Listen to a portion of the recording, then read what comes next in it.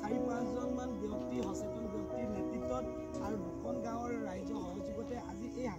হাকুডাল complete হোৱাগে নাই আৰু অকমান পাছতে আমাৰ কমপ্লিট হৈ যাব আৰু গাঁৱৰ মানুহখিনি সকলোৱে এনেধৰণে সহযোগ কৰিছে আজি আমাৰ হৈ গৈছে আৰু দেখা পাইছে আমি মানে কাম কৰি আছে আৰু ইফালে এইটো এখন বৰাইখোৱা আৰু এখন ধনচিৰি তেন্তে আহক আমি এই হাকুডাল কোনে কেনেকৈ দিলে সকলোখিনি চাই থাকোঁ এতিয়া আমাৰ দাদাসকলে এনেদৰে বাঁহ কাটিছে আৰু আচলতে এই বাঁহখিনি আমাৰ বাঁহ হয় আৰু আমি প্ৰায় 7-8 ডাল মান বাঁহ দিয়া হৈছে দলঙৰ কাৰণে আৰু এটা কথা এইখিনিতে জনাই থওঁ যে আমাৰ এই গাঁৱৰ মানুহখিনি আজি এনেধৰণে সহযোগ কৰি আছে আৰু আমাৰ মহিলাখিনিও আমাৰ এই হাকুডালৰ ক্ষেত্ৰত যথেষ্ট ভূমিকা পালন কৰিছে দেখা পাইছে আমাৰ তাৰ মহিলাসকলে অৰ্থাৎ ঘৰে ঘৰে পইচা উঠাইছে আৰু পইচা উঠাই অৰ্থাৎ তেওঁলোকে আজি এই যে আমাৰ বাঁহ কটা যি সাজিয়া লগোৱা হৈছে বা যি অৰ্থাৎ আমাৰ আজি কাম কৰা মানুহখিনি খোৱা বোৱা এই সকলোখিনি কিন্তু গাঁৱৰ মানুহৰ পৰা পইচা উঠাই এনেধৰণে আজি এসাঁজ খোৱা হ'ব আৰু লগতে আমাৰ হাকুডাল হ'ব গতিকে আহকচোন আমি সম্পূৰ্ণ চাই থাকোঁ ভিডিঅ'টো এইখিনিতে এটা কথা জনাই থওঁ যে গাঁৱৰ মানুহ বুলি ক'লেও সকলো মানুহখিনি ওলাই অহা নাই খুব কম সংখ্যক মানুহে আজি আমাৰ এই হাকুডাল হোৱাত আমাক সহায় কৰিছে আৰু এই ক্ষেত্ৰত আৰু এটা কথা জনাই থওঁ যে আমাৰ যিডাল হাকুৰ আপোনালোকে নদী ইপাৰ দেখা পাইছে নদী ইটো পাৰত কিন্তু আমাৰ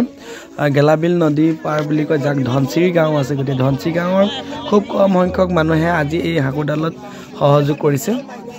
আমাৰ গাঁৱৰ বৰাইখোৱা গাঁৱৰ সৰহভাগ মানুহ এই হাকুডালত আজি জড়িত আছে গতিকে আমাৰ দুখন গাঁও অৱশ্যে লগ লাগি এনে প্ৰতি বছৰে এই হাকুডাল এনেধৰণে বনোৱা হয় গতিকে আমি এইখিনিতে জনাই থওঁ যে চৰকাৰৰ পৰা আমি কোনো ধৰণৰ পকী দলং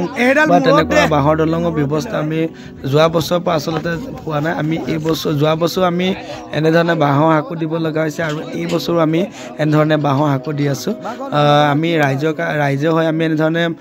মিলি পেলাই সকলোৱে এসাঁজ খাবৰ কাৰণে অৰ্থাৎ আমি গাঁৱৰ পৰা আমি পইচা উঠাই লগতে আমি বাঁহৰ কাম বাঁহ কিনা সকলো কামৰ ক্ষেত্ৰত আমি আচলতে ব্যৱহাৰ কৰিছোঁ আপোনালোকক দেখাই দিছোঁ গাঁৱৰখিনি মানুহেহে আচলতে সহায় কৰিছে আমাৰ এই হাকুডাল হোৱাত পুনৰবাৰ আমি এই ভিডিঅ'টোৰ যোগেদি আমাৰ গাঁৱৰ মানুহখিনিক ধন্যবাদ জনাইছোঁ লগতে ধনচিৰি গাঁৱৰ যিসকল মানুহে সহায় কৰিছে তেওঁলোককো আমি ধন্যবাদ জনাইছোঁ আহকচোন আমাৰ এনেধৰণে আচলতে আমাৰ হাকুডাল প্ৰায় হ'ব হৈ গৈছে দেখা পাইছে আমাৰ বেছি আৰু সময় নল'ব চাগে তথাপিও যথেষ্ট কষ্ট কৰিছে সকলোৱে কষ্ট কৰিছে বাঁহ কটাৰ পৰা ধৰি বাঁহ অনা নিয়া সকলোখিনি যথেষ্ট কষ্ট হৈছে গতিকে মই চৰকাৰলৈ অনুৰোধ জনাইছোঁ যাতে আমাৰ অহা বছৰ যাতে এনেধৰণে আমাৰ ৰাইজে গাঁঠি ধন ভাঙি পেলাই যাতে হাকু দিবলগীয়া নহয় আপোনালোকে প্লিজ আমাৰ অনুগ্ৰহ কৰিছোঁ আপোনালোকক যাতে আমাৰ পকী দলং এখন ব্যৱস্থা কৰি দিয়ক আমাৰ যথেষ্ট অসুবিধা হয় আচলতে ছাত্ৰ ছাত্ৰীৰ লগতে আমাৰ শিশুৰ গৰ্ভৱতী বয়োজ্যেষ্ঠ সকলোৱে সুবিধা দেখা পাইছে আমাৰ 5খনমান গাঁৱৰ এইকেইডাল হাকুৱেদি অৰ্থাৎ পাৰ হৈ যাব লগা হয় গতিকে বহুখিনি অসুবিধাৰ সন্মুখীন হয় আহকচোন বাকী আমি প্ৰতিবেদনবিলাক চাই থাকোঁ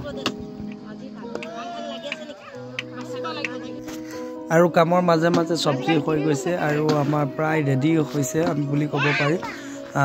আমাৰ ইয়াতে মাংস আছে ব্ৰইলাৰ মাংস আমাৰ ইয়াৰ বৌসকলে এনেদৰে খুৰীহঁতে এতিয়া মাংস কাটি আছে ইয়াৰ পিছতে মাংস বনাব আৰু আমাৰ যিসকলে আচলতে কামত এনেধৰণে সহায় কৰিছে তেওঁলোকক এসাঁজ খোৱা হ'ব আমি যিহেতু আমাৰ 3 জানুৱাৰী তথা 2 জানুৱাৰী আৰু 3 জানুৱাৰী এই দুদিন আমি একেলগে আচলতে এই হাকুডাল আমি বনাই কৰিছোঁ 2 দিনত আমাৰ গোটেই 2 দিনা আমাৰ এনেধৰণে খানা হৈছে এতিয়া আপোনালোকক পুনৰবাৰ জনাইছোঁ যে আমাৰ আচলতে প্ৰতি বছৰে হাকুডাল কমপ্লিট হোৱাগে নাই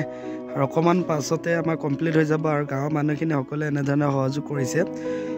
আজি আমাৰ হৈ গৈছে আৰু দেখা পাইছে আমি মানে কাম কৰি আছে আৰু ইফালে এইটো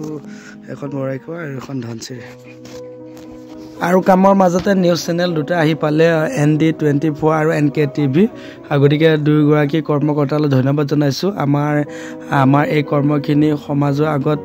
দেখুৱাই আমাক উৎসাহ দিয়াৰ লগতে যাতে আমাৰ চৰকাৰে আমাৰ কথাটোৰ প্ৰতি গুৰুত্ব দিয়ে তাক যে প্ৰচাৰ কৰিছে তাৰ কাৰণে আমি দুয়োটা চেনেলৰ কৰ্মকৰ্তাসকলক ধন্যবাদ জনাইছোঁ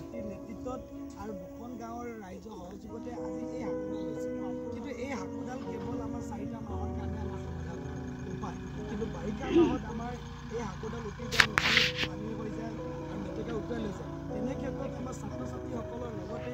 আমাৰ বয়োজ্যেষ্ঠ ব্যক্তিসকল আৰু বিভিন্ন গাঁৱৰ ৰাইজৰ আমাৰ যিহেতু গাঁৱৰ ইপাৰে নদী ইপাৰে পঞ্চায়ত আছে, গতিকে সেই পঞ্চায়তলৈ যোৱাৰো অসুবিধাৰ সন্মুখীন হোৱা দেখিবলৈ পোৱা গৈছে। গতিকে আপোনালোকৰ চেনেলত যাতে আমি বেছি কথাখিনি নকওঁ, আপোনালোকৰ চেনেলত যদি এটাই আমি ৰিকুৱেষ্ট কৰিম, আমাক যাতে অহা বছৰ আমি কোনো ধৰণৰ গাঁঠি ধন নাভাঙি যাতে আমি দলং ব্যৱস্থা কৰিবলগীয়া নহয়, যাতে আমাৰ চৰকাৰৰ পৰা এটা স্থিৰ দলং ব্যৱস্থা হয়, তাৰে আমি পুনৰবাৰ অনুৰোধ জনাইছোঁ, অনুৰোধ জনাইছোঁ আমাৰ ৰাজনীতি